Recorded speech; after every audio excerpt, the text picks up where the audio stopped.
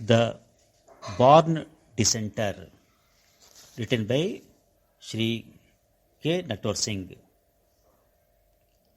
5 non-fiction books by Indian authors in English will, in my judgment, still be in print 50 years from now. These are: number 1, Geetanjali by Rabindranath Tagore. Number 2, The Story of My Experiments with Truth by Mahatma Gandhi. Number 3, An Idealist View of Life by S. Radhakrishnan. Number 4, An Autobiography by Jawaharlal Nehru. Number 5, The Autobiography of an Unknown Indian by Neeraj C. Chowdhury. Today I am writing about Neeraj C. Chowdhury, who was born on 23 November 1897 and died on 1st August 1999 at the age of 101 in Oxford. Fame knocked on his door rather late in life. He was 54 when The Autobiography of an Unknown Indian was published. The Unknown Indian became known. The book is an intellectual and spiritual portrait of himself. Neeraj C. Chowdhury enriched the Republic of Letters. I knew Neeraj Babu intimately for 45 years.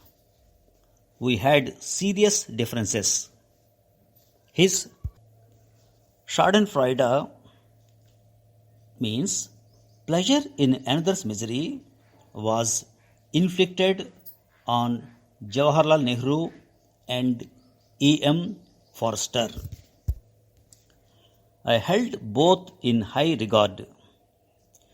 Neeraj Babu was not an easy man to get on with. He was dogmatic, stubborn, self-opinionated, and cantankerous. For these failings and his Anglophilism, he rightly came under heavy fire. On the other hand, he was a real scholar whose erudition was wide-ranging and formidable. He wrote superb English. His style was clear, emphatic, robust, uncompromising. He was proud of his character, his integrity, and his learning. He knew his worth. If one overlooked his temperamental angularities and idiosyncrasies, one could feel his goodness and warmth. Even when our relations were under acute strain, mutual affection was not abandoned. I am writing this at a time when ethical and moral conduct is in short supply. The value system is being battered day in and day out. The squalid is edging out the sublime. Neeraj Chowdhury's life has important lessons for us. He often quoted Plato's profound maxim that the unexamined life is not worth living. At another place, he wrote, Moral discipline was an indispensable preliminary to spiritual achievement.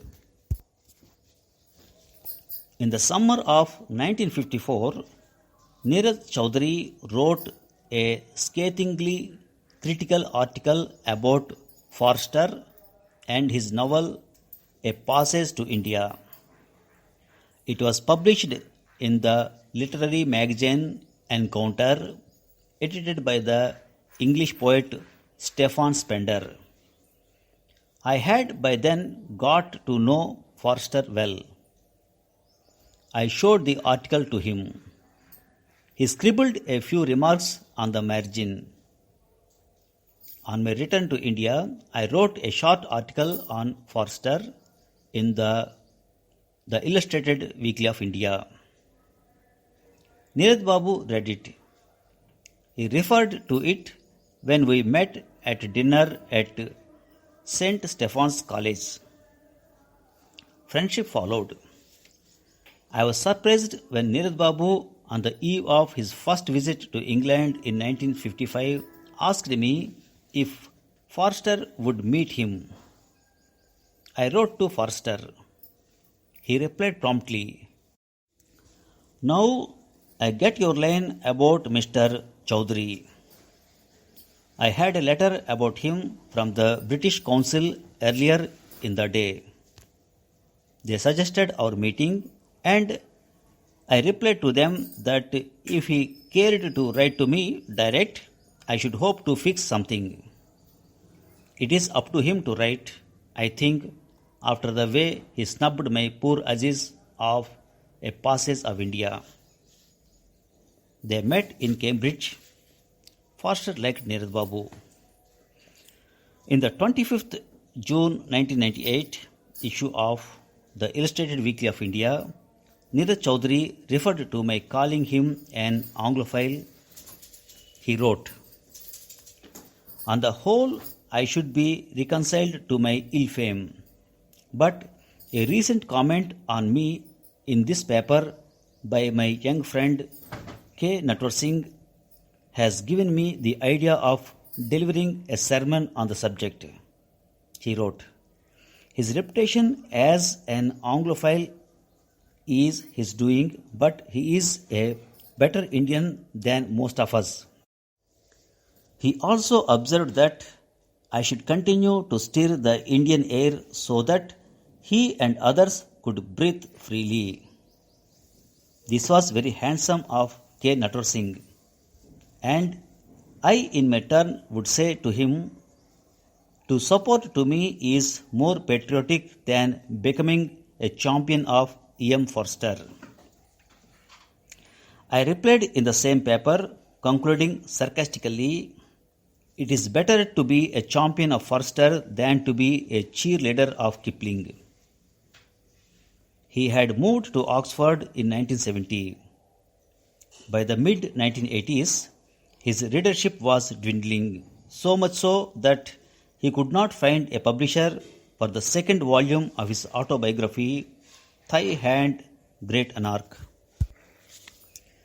Chatto and Windus, to whom Neeraj Chowdhury sent the manuscript, told him that they could not publish a 1,000-page book, so could he reduce it to 500 pages. Neeraj Babu refused.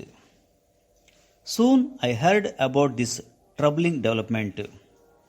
I spoke to Graham Greene, the nephew of the well-known novelist, when he came to see me in Delhi in 1986. I told him that NCC was 90 years old and a great writer. The least the publisher could do was give him a birthday present by publishing the second volume of his memoirs. Greene was a director of Chatto and Windus. He made sure that Thigh Hand, Great Anarch was published without cuts. A year later, in 1987, I was one of the guest speakers of the opening session of the 23rd International Publishers Association Congress in London. Among the speakers was Roy Jenkins, who was at the time Chancellor of Oxford University. I mentioned Neeraj C. Chowdhury to him. I also suggested that Oxford should honor him in some way, like awarding him an honorary degree. 2 years later, on 3rd March 1990, Neeraj C. Chowdhury was given the honorary degree of Doctor of Letters by Oxford. Thank you very much. The born dissenter. Dissent means a strong difference of opinion on a particular subject. I knew Nirad Babu intimately for 45 years. We had serious differences. His Schadenfreude was inflicted on Jawaharlal Nehru and E.M. Forster. Schadenfreude means pleasure derived by someone from another person's misfortune. Nirad Babu was not an easy man to get on with. Get on with means manage. Have a harmonious or friendly relationship. He was dogmatic, stubborn, self-opinionated and cantankerous. Cantankerous means bad-tempered, argumentative and uncooperative. For these failings and his Anglophilism, he rightly came under heavy fire. Anglophilism, Anglophile. Anglophile means greatly admiring England. A person who is not English but is interested in England and support English. On the other hand, he was a real scholar whose erudition was wide-ranging and formidable. Formidable means strong and powerful, very impressive in size, power or skill, and therefore deserving respect and difficult to deal with. If one overlooked his temperamental angularities and idiosyncrasies, one could feel his goodness and warmth. A temperamental person means a person who gets angry easily or changes from one mood to other very quickly. Angular means stiff in character or manner, lacking smoothness or grace. Idiosyncrasy means a strange or unusual habit, way of behaving. The value system is being battered day in and day out. The squalid is edging out the sublime. Squalid means extremely dirty. Edge out means to defeat. Sublime means of very great excellence or beauty. Extremely good. In the summer of 1954, Neeraj Chaudhary wrote a scathingly critical article about Forster and his novel A Passage to India. Scathing means criticizing someone or something in a severe and unkind way. I wrote to Forster. He replied promptly, "Now I get your line about Mr. Chaudhary." Get a line on someone means to find out information about someone that you do not know well. It is up to him to write, I think, after the way he snubbed my poor Aziz of A Passage of India. Snub means to insult someone by not giving them any attention or treating them as if they are not important. On the whole, I should be reconciled to my ill fame. Reconcile means to find a way in which two situations or beliefs that are opposed to each other can agree and exist together. To support to me is more patriotic than becoming a champion of E.M. Forster. I replied in the same paper, concluding sarcastically, "It is better to be a champion of Forster than to be a cheerleader of Kipling." Sarcastic means using remarks that clearly mean the opposite of what you say. Thank you very much.